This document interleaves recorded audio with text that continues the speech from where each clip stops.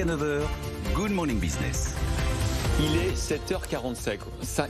On va passer aux travaux pratiques avec Antoine Fouché, président de Quintet Conseil, qui a fait toutes les réformes aux côtés de Muriel Pénicaud, toutes les réformes de la première partie du quinquennat, et maintenant qu'il les met en œuvre dans les entreprises qu'il conseille. C'est un peu ça, c'est un peu le service après-vente que vous assurez désormais. C'est un peu le service après-vente, les travaux pratiques, qu'on essaye d'aider les entreprises à utiliser les outils pour réussir à concilier l'économique et le social. Et puis il faut qu'on se dise tout. On a une conversation pendant la publicité. Vous nous avez dit, on est tous indépendants parce qu'il y a trop de charges pour les salariés.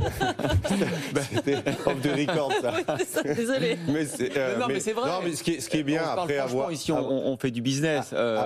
Il y a peut-être encore des réformes à conduire. Et justement, est-ce que c'est le moment de conduire ces réformes sur le salariat, l'entrepreneuriat? Est-ce que tout n'est pas bloqué aujourd'hui? Tout n'est pas bloqué, non, mais on est évidemment à une partie du quinquennat. On est sur une fin de quinquennat. Les élections présidentielles, c'est dans 9 mois. Ouais. Et donc, quand vous réformez, vous avez besoin de plusieurs choses, mais notamment d'un capital politique. Et à 9 mois des élections présidentielles, c'est légitime, c'est pas irrationnel, c'est pas populiste de se dire qu'on a moins d'élan, on a moins de souffle qu'en début de quinquennat pour faire passer des réformes. Qui plus est, quand elles sont difficiles. Y compris les retraites. Que le moment n'est pas évidemment le même, pardon, c'est du bon sens, mais n'est pas le même que lorsque les ordonnances ont été faites à l'été 2017, par Emmanuel Macron, il avait envie de faire cette réforme des retraites au moins paramétrique. Puis on l'a vu en 48 heures, ça fait pchit parce qu'il se rend compte que tout le monde lui dit que c'est pas possible à 9 mois. Est-ce qu'on perd pas du temps quand même? Peut-être un peu plus que 48 heures quand même, parce que l'idée que la réforme des retraites allait avoir lieu, elle date de 2-3 semaines. Mais je crois que l'émergence du variant Delta est en train de plier le match. Oui, c'est ça. Il faut terminer cette crise sanitaire avant de penser réellement à réformer à nouveau. C'est-à-dire, il avait déjà quand même 3 bonnes raisons de ne pas le faire. Ouais. La première raison, c'était une raison de cohérence. Après avoir dit à raison qu'une réforme paramétrique serait injuste, on allait faire une réforme paramétrique, ça serait se déjuger et présenter une réforme injuste alors qu'il avait dit le contraire. La deuxième raison, c'était le moment. Dans 5 mois maintenant, la France prend la présidence de l'Union européenne. Est-ce que, avant d'entraîner l'Europe dans une réforme très importante, pour laquelle la France a beaucoup d'ambition, on affiche un visage de division, de grève et d'affrontement entre nous? Et puis la troisième raison, je l'ai dit, c'est le capital politique. Évidemment, c'est pas propre à Emmanuel Macron, évidemment, en fin de quinquennat, on a beaucoup moins de capital politique pour entraîner ses troupes, pour entraîner le pays. Donc il y avait déjà 3 bonnes raisons de ne pas le faire. Et là, le variant Delta, me semble-t-il, qui représente, vous l'avez dit ce matin, plus de 40% maintenant des contaminations, plie le match. Mais alors, il me semble-t-il, je pense que c'est pas prendre trop de risques de dire que avec la montée du variant, il y a quand même très peu de chances que la réforme soit faite avant les élections présidentielles, c'est-à-dire encore une fois dans 9 mois. Le bon timing, c'est quand alors? C'est juste après? On commence par ça, le nouveau quinquennat? Alors il y a peut-être une voie de passage, parce que ce qui est difficile maintenant, c'est d'éviter 2 écueils, me semble-t-il. C'est la passivité et la précipitation. La précipitation, ça consisterait à dire c'est pas cohérent, mais on y va quand même. Oui. C'est pas le bon moment, mais on y va quand même. Ça va nous affaiblir pour l'Union européenne, mais on y va quand même. Ça, on voit que ça serait vraiment de la précipitation.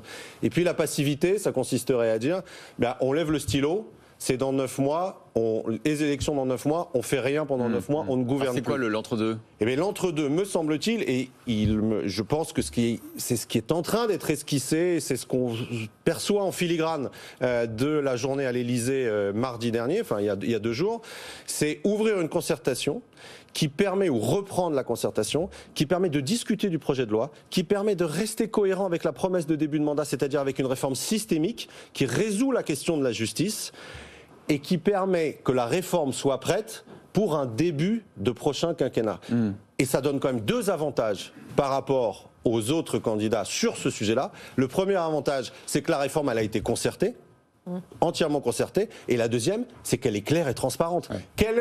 Si c'est cette voie-là qui est retenue, quel autre candidat aura un projet de loi sur les retraites tout ficelé, transparent qui permet d'être présenté en toute honnêteté et sincérité à l'ensemble du pays avant les élections. Aucun. Antoine Fouché, vous faites la campagne de Macron, vous pourriez faire aussi celle de Xavier Bertrand, dont vous avez été le conseiller aussi.